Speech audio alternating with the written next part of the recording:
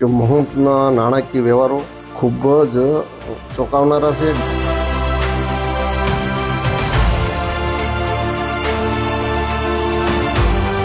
બીજા નંબરમાં એની વૈભચારી પ્રવૃત્તિઓ ઘણા વર્ષોથી અવિરતપણે ચાલુ છે.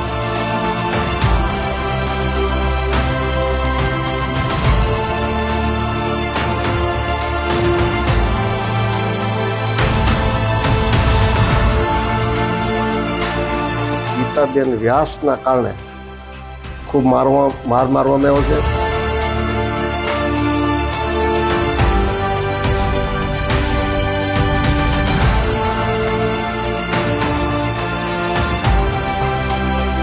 સત્તાધારમાં વહેલામાં વહેલી તકે સરકાર દ્વારા વહીવટદારની નિમણૂક થાય.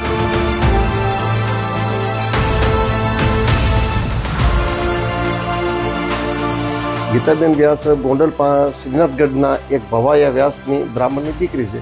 એમણે અમારી જાણ મુજબ 2 3 લગ્ન કર્યા છે અને ત્યાં સત્તાધારમાં લગભગ 20 વર્ષથી વધારે ત્યાં રહે છે અને એને વિજય ભગત સાથે કોઈને કોઈ પ્રકારે પ્રેમ સંબંધ થઈ ગયો છે. ત્યાર પછી એને મેરેજ કરી લીધા છે, મૈત્રી કરી લીધા છે અને ઓલરેડી વિજય ભગતનું બ્લેકમેલ થાય છે અને સત્તાધારના કરોડો રૂપિયા એ ભાઈએ ઉઠાવી લીધા છે. જુનાગઢ એટલે એક સંત સુરા અને સુરાની ધરતી, સાધુઓનો અખાડો કહી શકાય, પણ ઘણા દિવસો થયા ત્યાં એક વિવાદ ચાલી રહ્યો હતો અને વિવાદની વચ્ચે એક નવા વિવાદની પણ જુનાગઢના જ બાજુમાં આવેલા એક સત્તાધાર આપાગીગાના ઓટલાથી શરૂઆત થઈ ચૂકી છે.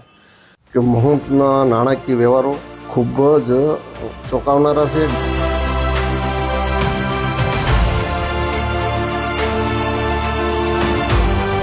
બીજા નંબરમાં એની વૈભચારી પ્રવૃત્તિઓ ઘણા વર્ષોથી અવિરતપણે ચાલુ છે.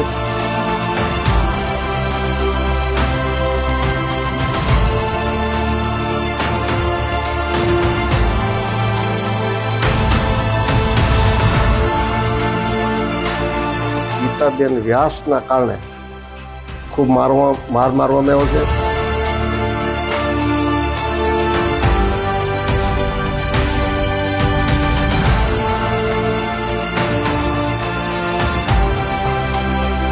સત્તાધારમાં વહેલામાં વહેલી તકે સરકાર દ્વારા વહીવટદારની નિમણૂક થાય.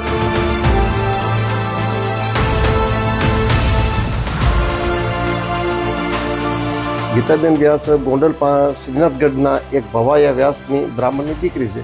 એમણે અમારી જાણ મુજબ 2 3 લગ્ન કર્યા છે અને ત્યાં સત્તાધારમાં લગભગ 20 વર્ષથી વધારે ત્યાં રહે છે અને એને વિજય ભગત સાથે કોઈને કોઈ પ્રકારે પ્રેમ સંબંધ થઈ ગયો છે. ત્યાર પછી એને મેરેજ કરી લીધા છે, મૈત્રી કરી લીધા છે અને ઓલરેડી વિજય ભગતનું બ્લેકમેલ થાય છે અને સત્તાધારના કરોડો રૂપિયા એ ભાઈએ ઉઠાવી લીધા છે. છેલ્લા કેટલાક દિવસો થયા એક અહેવાલ મીડિયાની અંદર ફરતો થયો છે અને તે વિવાદ છે કે સત્તાધારના જેને તે વહીવટો કર્યા છે તેની અંદર ગેરરીતિઓ આચરી છે તેને લઈને બીજું કોઈ જ નહીં પણ તેમના સગા ભાઈ એટલે કે નીતિનભાઈ ચાવડા, જે પૂર્વ એક સરકારી અધિકારી છે, તે સામે આવ્યા છે અને કરોડો રૂપિયાનું કૌભાંડ કર્યું છે અને ત્યાં જે મંદિરની અંદર લોકોની આસ્થા સાથે જોડાયેલું આપાગીગાનો ઓટલો અને તેમની સાથે જોડાયેલું સત્તાધાર ધામ પણ અત્યારે તેની અંદર ચાલતા જે ગેરવહીવટો છે તે ત્યાંના ખુદ ગાદીપતિ એટલામાં આવ્યા છે. તેને લઈને છેલ્લા કેટલાક દિવસો ત્યાં ખૂબ ચર્ચા થાય છે પણ અત્યાર સુધી એમના ભાઈ ખુલીને નહોતા આવ્યા, પણ તે પણ હવે અમારી સામે મીડિયા સામે ખુલીને આવ્યા છે અને ત્યાં ચાલતા ગેરવહીવટોને લઈને પુરાવા સાથે ગુજરાત રાજ્યના ગૃહમંત્રી હોય કે CM કાર્યાલય હોય તેમને પત્ર લખીને આ મંદિરની અંદર ચાલતા ગેરવહીવટોને લઈ અને તેમને ગંભીર આક્ષેપો કર્યા છે અને કરોડો રૂપિયાની જે વહીવટો ચાલે છે, જે ગેરરીતિઓ ચાલે છે આ મંદિરની અંદર અને તેમના ભાઈ એટલે ગતનો અમે કોન્ટેક્ટ કરવાની અત્યારે કોશિશ કરી પણ તેમ છતાંય તેમનો કોઈ કોન્ટેક્ટ થતો નથી ને તે ખુલીને પણ બહાર આવવા તૈયાર નથી. અને બીજા એક ગંભીર આક્ષેપ લગાડતા તેમને ત્યાં મંદિરની અંદર કોઈ પણ હોદ્દા ઉપર ન હોવા છતાં તેમ પણ એક ત્યાં બેન એટલે કે ગીતાબેન વ્યાસ આ મંદિરનો કારભાર સંભાળે છે અને કરોડો રૂપિયાના વહીવટ આમથી તેમ કરવામાં તેમનો પણ એક ખૂબ મોટો હાથ હોય તેવું જગાભગત નીતિન ચાવડાએ લગાડ્યા છે. નીતિન ચાવડાએ પુરાવા સાથે વધુમાં જે દસ્તાવેજો બતાવ્યા અને ત્યાં કઈ રીતના ગેરવહીવટો ચાલે છે તેને લઈને ખુલાસાઓ પણ કર્યા છે. એ પણ એકવાર જોવો. કે મહંતના નાણાકીય વ્યવહારો ખૂબ જ ચોંકાવનારા છે. બીજા નંબરમાં એની વૈભચારી પ્રવૃત્તિઓ ઘણા વર્ષોથી અવિરતપણે ચાલુ છે. ત્યારબાદ નાના માણસો ત્યાં સેવા કરતા સેવકોને, દાન દેતા દાતાઓને વિના કારણે માત્ર ને માત્ર ગીતાબેન વ્યાસના કારણે ખૂબ માર મારવામાં આવ્યો છે. કોઈ લોકો નાના માણસો કોઈ પોલીસ ફરિયાદ કરી શક્યા નથી.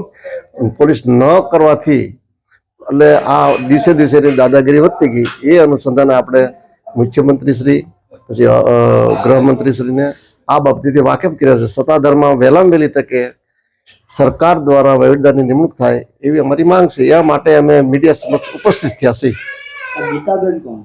ગીતાબેન વ્યાસ ગોંડલ શ્રીનાથગઢના એક ભવાયા વ્યાસની બ્રાહ્મણની દીકરી છે.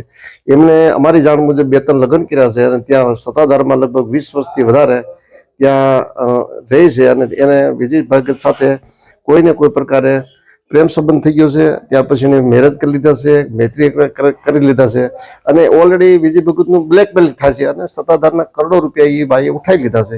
એ અનુસંધાને આજે હું મીડિયા સમક્ષ મારી વાત રજૂ કરું છું કે મહંતના નાણાકીય વ્યવહારો ખૂબ જ ચોંકાવનારા છે.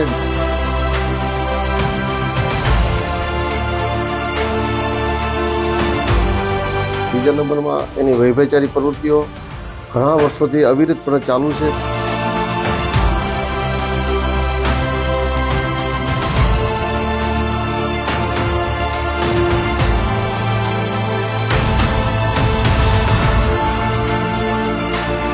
ગીતાબેન વ્યાસના કારણે ખૂબ માર મારવામાં આવ્યો છે.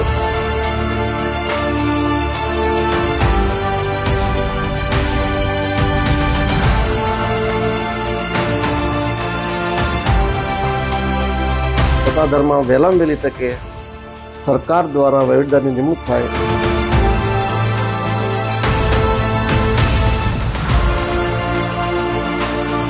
ગીતાબેન વ્યાસ ગોંડલ શ્રીનાથગઢના એક ભવાયા વ્યાસની બ્રાહ્મણની દીકરી છે.